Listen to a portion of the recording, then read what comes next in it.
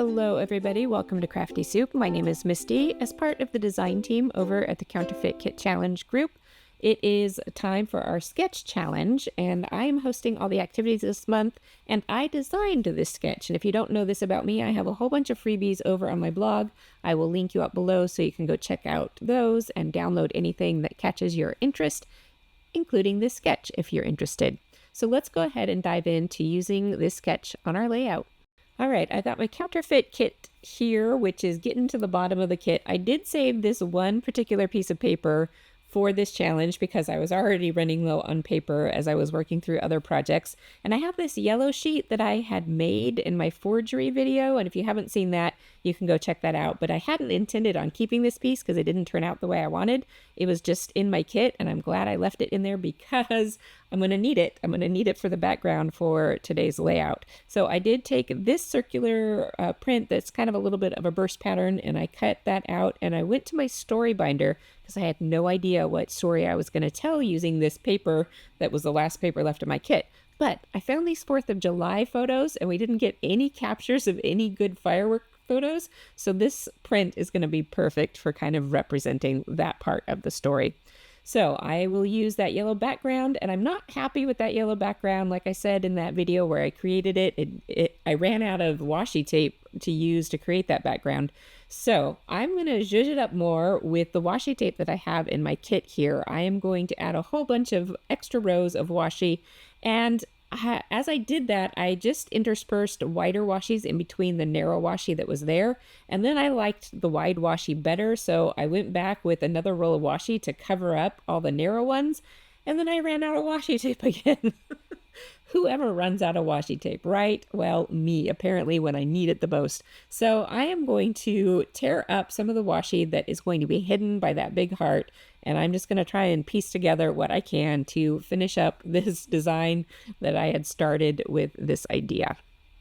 All right, and once all that is in place, I am going to tape down the little hanging tabs to the back of the layout. This is one thing that I like to do when the washi tape spans the width of the paper, because washi tape, the tackiness is always unpredictable depending on the brand of washi tape. So I always like to give it that little extra security and just tape everything down on the back side. And you can see the mess of the back side that I created when I designed this paper originally, and nothing was working. All right, I have rediscovered my love of black inking on edges of things. I had been using a pen to outline a lot of things lately, and that's faster, but I really like the kind of feathery effect that inking gives, so I am back to inking a lot of my edges these days. All right, I've got my photos out. I'm trying to fit these journal cards onto this layout. These are Vicky Bouton cut apart, and they're 4x6 journal cards, which I always have a hard time using because they're so big and they take up so much real estate on layouts that I have a hard time saving the space for them.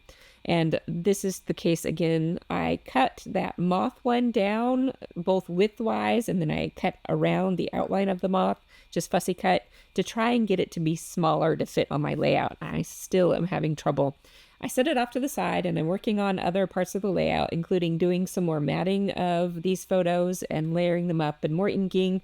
And then I go back to trying to use that journal card here somewhere. And I thought I would use that one as a holder for my title, but I don't want to cover up any more of that heart than I need to, because I want those bursts to show, because that is part of the story. And if I'm going to cover them all up, why did I even do that in the first place, right? So I do have to shut off the camera and really think about this some more. And then I ended up cutting it all completely apart. And the moth now can fit on the page without covering up too much of the heart. And now I'm left with that little rectangle, and I'm going to go ahead and use that as the holder for my title. And I'm going to go ahead and place that title on top of negative space on the photos so that it won't cover up any more of the heart. It utilizes some of that boring space in the photos, and I can still get my title in there. All right, I'm going to pop up the moth on a little bit of foam because that heart is actually popped up on foam as well. And so I want the moth to be able to sit nicely on top of everything. And then that leaves that upper corner of the heart where in the sketch, I believe the title was originally, That leaves that upper corner a little bit bare, and we have a lot of stuff going on at the bottom of the page, which makes the whole thing bottom heavy. So as a design element to try and kind of balance that out, I'm going to add just a little bit of something to the upper part of that heart. And I'm using strips of leftover papers, both branding strips and cut off strips of other pattern papers, to create these little tag banners up there. I'm going to attach them, quote unquote, with some washi tape to carry more of that washi tape design through the layout. And then I will repeat that washi tape on other parts of the layout as well. And then I will trim off those little banners to follow the curve of the heart up there to not lose that. And then I'm going to embellish with a few more heart stickers or heart enamels here and there, and that will finish off the basis of this layout.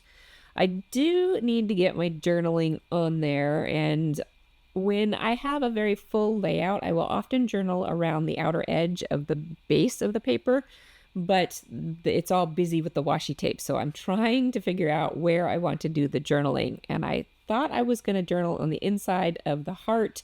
And then I thought, well, maybe no, I should journal on the outside of the heart. But they're both have elements on there that is going to make the text a little bit hard to read. So I go ahead and go with the inside of the heart, thinking that would be the easiest to read when all is said and done. I did run out of room. I had a journal across the top of my photos as well. And what I didn't show here is that I also had to add journaling to the bottom of that camera.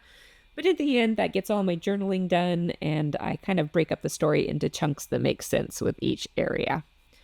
All right, I hope you enjoyed watching me use this sketch to come to a full layout, and that you'll go check out the other people using this sketch as well. Links below once again. Thank you so much for being here, and until I see you next time, I hope you have an artful day.